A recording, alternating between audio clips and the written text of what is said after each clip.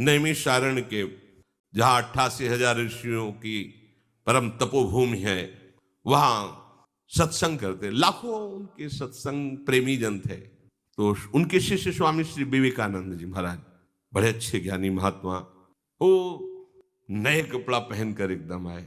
स्वामी जी की सत्संग में ही दृष्टि पड़ी। निजी जन को बुलाया, बोले जाओ गौशाले में गोबर जितना उसे गीला करो पानी डाल के, और उनको बुलाया विवेकानंद, जाओ एक छविया में वहां गोबर भरा मिलेगा, उसे उठा के लाओ और यहाँ सत्संग में खड़े रहो, जब तक सत्संग हो गोबर रख के खड़े रहो जी, आज्ञा उल्लंघन नहीं हो सकता। वो आ गए तो पहले पानी डाल के गोबर गीला करके छविया में रख दे, उठा के सर में, वैसे सत्संग के बगल में टप टप टप, उनके जितने नए कपड़े पहन के आए थे सब शांत, जाओ। वही आखिरी में वहां के महंत बने, महाराज जी की जो गादी थी उसी का संचालन कर, अहंकार का मेटिया मेट।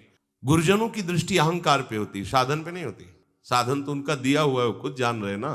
तुम्हें जो दूध पिला रहे तो पता ही ना, उनको तुम्हें बताने की जरूरत नहीं। पर वो जो तुम्हारा परमार्थ मार्ग का विरोधी शत्रु तुम्हारे हृदय में बैठा हुआ, उसको तुम नहीं रौंद पाओगे।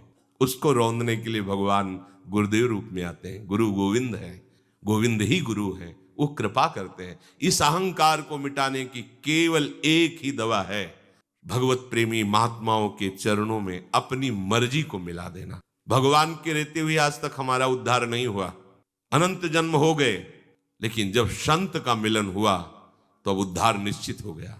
इसीलिए मोरे मन प्रभु वश विश्वासा, राम ते अधिक राम कर दासा।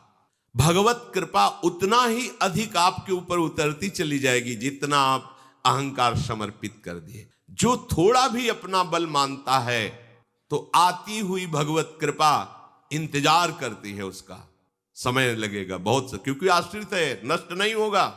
नामे भक्ता प्रणश्यति, भाग ले बहुत बड़ा मैदान है, भाग कब तक भागेगा, जब थक जाएगा तो फिर लौट के देखेगा, और जब लौट के देखेगा तो वहां अकृपा नहीं मिलेगी। यही हमारे प्रभु का स्वभाव है। विमुख भये निमिषहु न अकृपा, जब चितए तब वैसे बलिहार है, जब चितए तब। पर इतना समय तो बर्बाद हो रहा है ना उनको, वो तो अगाध ज्ञान समुद्र है, उनकी तरफ थोड़ी ये होगा कि अब वो रोष, नहीं नहीं, जब चितए तब वैसे। विमुख भये निमिषौ न अकृपा, जब चितए, वो इंतजार करेगी कृपा।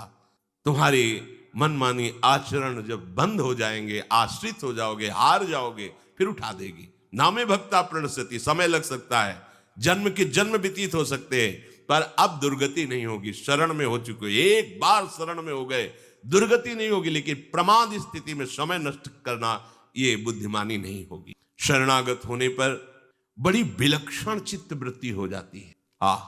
अखंड अटूट कृपा उसे डुबो देती है। तो आप अपने अहंकार को बीच में लाकर कृपा की उस आती हुई धारा को मोड़िए मत, आप केवल आश्रित रहिए। देखो, धीवर मछुआरा मछलियों को पकड़ने के लिए जाल फेंकता है नदी में, जितनी जाल के अंतर्गत आएंगे सब मछलियां फंसेंगी। लेकिन जो धीवर के चरणों की तरफ बढ़ गई, जाल उसे नहीं फंसा पाएगा, जाल सामने फंसाता है।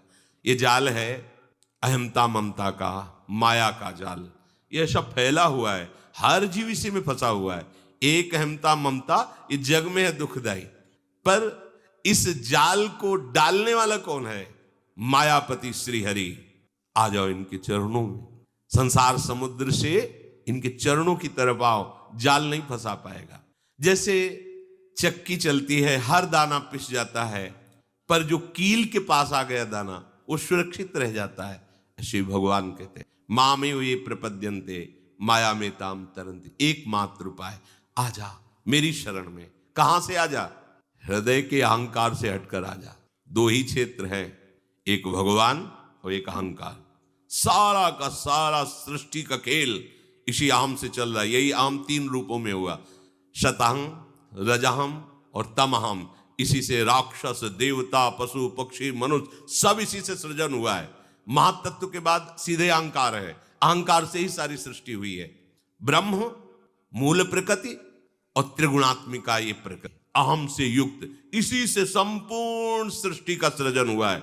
इसका लय होने के लिए बुद्धि का निश्चय, महातत्व बुद्धि का निश्चय भगवत चरणारविंद में, बस सीधे पहुंच गए ब्रह्म के समीप। बहुत नजदीक। ये बंधन बहुत बड़ा है। संस्कृति मूल शूल प्रदनाना सकल सुख, ये बड़ा सूक्ष्म अहंकार है।